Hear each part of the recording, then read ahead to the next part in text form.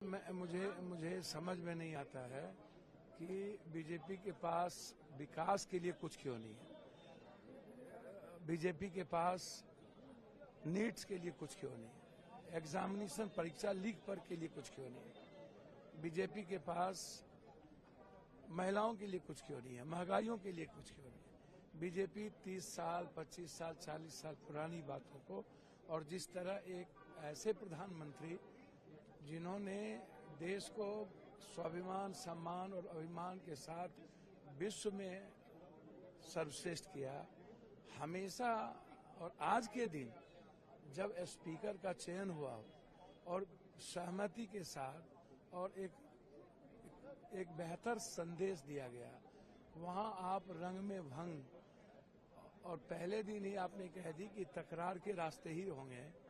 तो अब जब आप रोपिएगा बबूल तो खाइएगा खजूर, आप क्या उम्मीद करेंगे जब आप पहला दिन ही राजनीतिकरण कर दिए सदन का। सब कुछ के बाद आपने रंग में भंग कर दिए और मूल्यों और नैतिकता को आप संरक्षण भी नहीं दिया, और आप कंप्लीट पार्टी के एजेंडे पर स्पीकर साहब को बाध्य कर दिए। तो ये तो गलत है, ये परंपरा तो गलत है। ये बताइए, स्पीकर का चुनाव हो गया है, डिवीजन की मांग कुछ टीम से कह रही कि हमने मांग की थी या वो बात उठाई नहीं गई, क्या लगता है? आप तो अंदर थे, क्या लगता है? देखिए,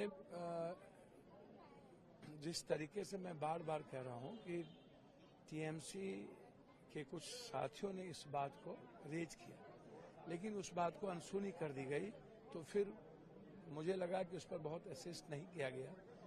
तो असिस्ट यदि किया जाता तो निश्चित रूप से डिवीजन होती।